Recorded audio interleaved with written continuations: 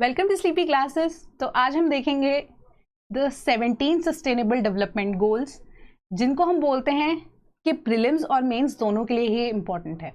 तो ये वीडियो ना केवल यूपीएससी बल्कि स्टेट पीएससीज या कोई भी एग्जाम सबके लिए यहाँ पे रेलिवेंट रहेगी, क्योंकि जनरली हम देखते हैं कि बोलते हैं सभी भी फैकल्टी या इवन टीचर्स भी कि 17 के 17 को रट्टा मार लो, बट तुम्हें याद तो करना ही पड़ेगा क्योंकि ये इंपॉर्टेंट है हर एक एग्जाम पर्सपेक्टिव से।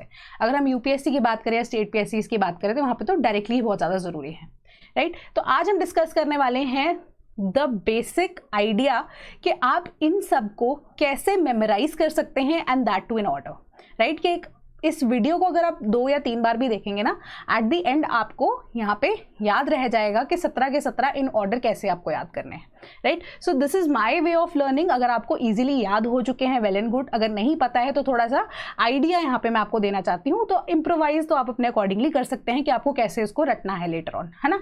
सो helping you is my job, right. अब आपको उस तरीके से कैसे काम करना है वो आपका फाइनल डिसीजन होगा, राइट। तो उससे पहले अगर हम देखें सस्टेनेबल डेवलपमेंट गोल्स के बारे में, तो 2015 में इसको यूनानिमसली यूनाइटेड नेशन में अप्रूव कर दिया गया था एंड सभी कंट्रीज ने जो कि मेंबर्स हैं ऑफ द यूनाइटेड नेशंस इसको एक्सेप्ट कर लिया था।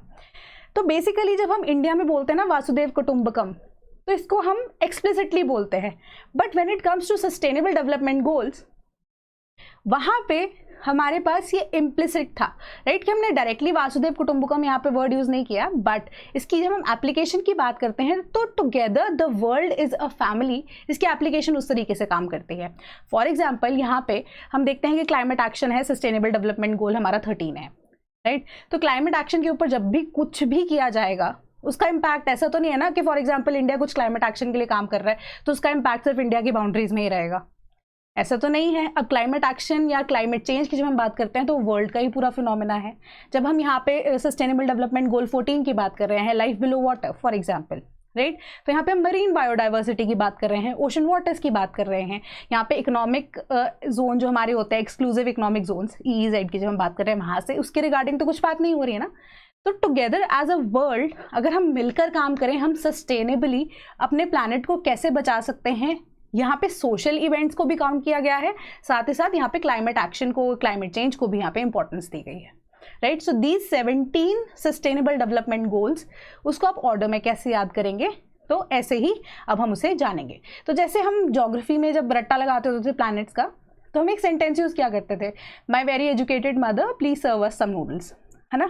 तो इसी तरीके से 2 सेंटेंसेज आज देखेंगे। तो पहला सेंटेंस हमारे पास क्या होगा देखते हैं। सेंटेंस नंबर 1 इज कि please end hunger and promote good health, education, equality and provide clean water at affordable cost।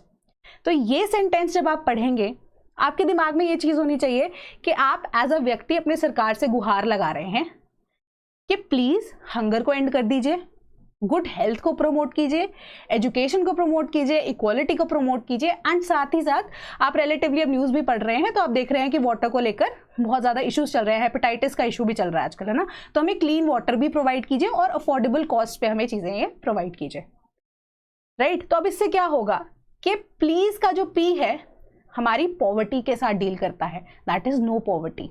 Then and hunger means zero hunger, sustainable development goal 2। Then good health की बात कर रहे हैं तो good health and wellbeing directly आपको पता होगा, ठीक है। एंड देन एजुकेशन की बात कर रहे हैं तो quality education. Then equality, gender equality के साथ यहाँ पे डील करेगा क्लीन वाटर एंड सैनिटेशन, हमारा sustainable development goal 6। Then affordable cost में अगर आप देखें तो 2 एस्पेक्ट यहाँ पे कवर हो रहे हैं कि अफोर्डेबल भी हो और क्लीन एनर्जी भी हो। तो अफोर्डेबल कॉस्ट का जो C है that is with regards to clean energy. तो अब कॉस्ट का और क्लीन एनर्जी का डायरेक्ट आप एक ऐसा भी रिलेशन लगा सकते हैं कि हमारे पास जो क्लीन एनर्जी है इस टाइम पे, जिसको हम जनरली ग्रीन एनर्जी भी बोल सकते हैं, वो अभी हमें रिलेटिवली महंगी पड़ रही है एज कम्पेयर टू जो हमारे पास फॉसिल फ्यूल से एनर्जी आ रही है। क्यों? क्योंकि टेक्नोलॉजी अभी लग रही है उसके ऊपर, है ना। टेक्नोलॉजिकल एडवांसमेंट करने के लिए, उसको चीपर कॉस्ट पे लाने के लिए सप्लाई भी उस हिसाब से बढ़ानी पड़ेगी। सो सिमिलर तरीके से अफोर्डेबल कॉस्ट पे हमें अफोर्डेबल एंड क्लीन एनर्जी यहाँ पे प्रोवाइड कर दी जाए, सस्टेनेबल डेवलपमेंट गोल हमारा 7, राइट। सो अब हम इसका अगर रिवाइज करने की कोशिश करते हैं वापस, that is please end hunger and promote good health, education, equality and provide clean water at affordable cost। सो ये हमारा पहला सेंटेंस है। अब सेकेंड सेंटेंस जो है इंटायरली डिफरेंट है, बट यहाँ पे इन्वायरमेंट रिलेटेड ही है, ठीक है, कि जब हम बोल रहे हैं कि वासुदेव कुटुंबकम, है ना, again I bring it back, तो अब जो आप पॉलिसीज लेकर आ रहे हैं, क्लाइमेट चेंज की बात कर रहे हैं, है ना, तो आप पॉलिसीज, इंफ्रास्ट्रक्चरल डेवलपमेंट इस तरीके से लेकर आएंगे कि आपको फॉर द फ्यूचर जो एमिशंस है एट अ ग्लोबल लेवल वो कम करनी है, किसी भी तरह की अब हमारे पास पॉजिटिव एमिशंस यहाँ पे नहीं होनी चाहिए। सो इसी तरीके से द सेकेंड सेंटेंस इज कि mindful economic and infrastructural growth, पहला aspect, equal opportunities, sustainable and responsible climate action can sustain life below water and on land, formulating peace and partnership for the goals.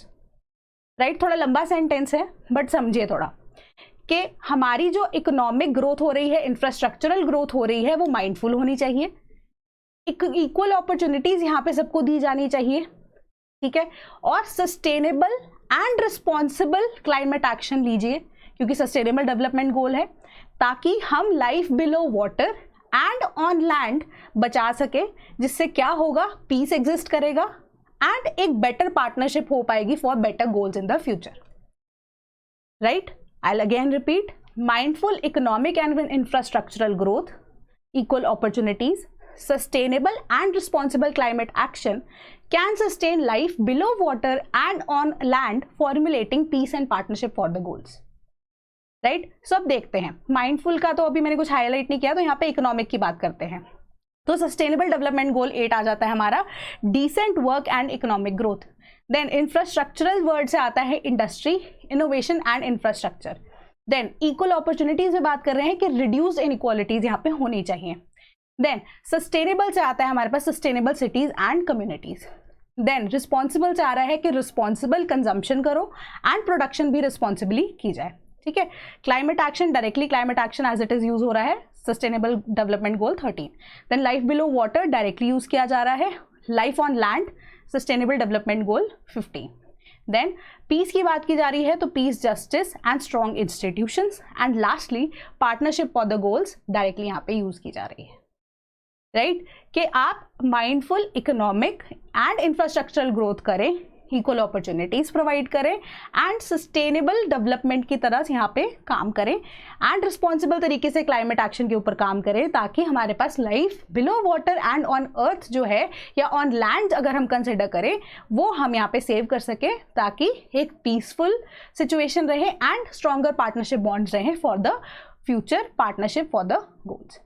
ठीक है, so this was कि आप order में याद कर सके। I know it is very difficult, but at least आप इस तरीके से इसे याद कर सकते हैं, कुछ कहानी बनाकर, then finally you can remember it. Right, कि after all we all see कि कोई भी कॉन्सेप्ट याद करने के लिए हमें कहानियां ही बनानी पड़ती हैं। राइट, कि उसको तरीका वैसा रखना पड़ता है कि आपको चीज़ें याद रहें। राइट, सो इसी तरीके से इसे रिवाइज करते रहिए, 2 या 3 बार रिवाइज करेंगे, आपको डेफिनेटली इसका याद हो जाएगा।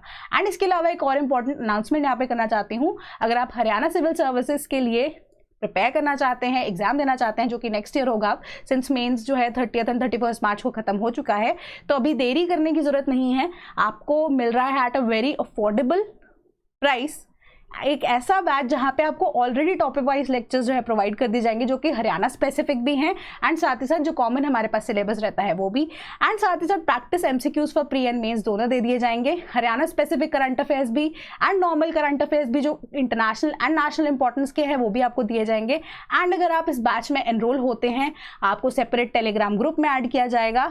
एंड इसके अलावा बात यहाँ पे खत्म नहीं होती है, अब मेंटल पीस को भी यहाँ पे प्रायोरिटी लेकर चलते हैं। आपको 3 फ्री सेशंस भी दिए जाएंगे विद अ साइकोलॉजिस्ट, जो कि हमारे पास इन हाउस हैं। आप वहाँ पे भी उनके साथ बात कर सकते हैं। आपको एंग्जाइटी हो रही है, कोई भी पर्सनल इश्यूज है, इट विल बी, आप कह सकते हो कि वो बिल्कुल ऐसे तरीके से तब आप तक ही रहेगी वो इन्फॉर्मेशन। आपके और उनके बीच में कोई भी इशू हो, आप डायरेक्टली उनसे यहाँ पे डिस्कस भी कर सकते हैं। 3 सेशंस आपको साइकोलॉजिस्ट के साथ यहाँ पे दे दिए जाएंगे, all at the price of ₹9999 only. Right, तो कोई और भी कूपन कोड अगर आता है, अगर आप इसके ऊपर अप्लाई करेंगे, फर्दर आपको और डिस्काउंट्स मिल जाएंगे। Right, so that was all for today, thank you so much.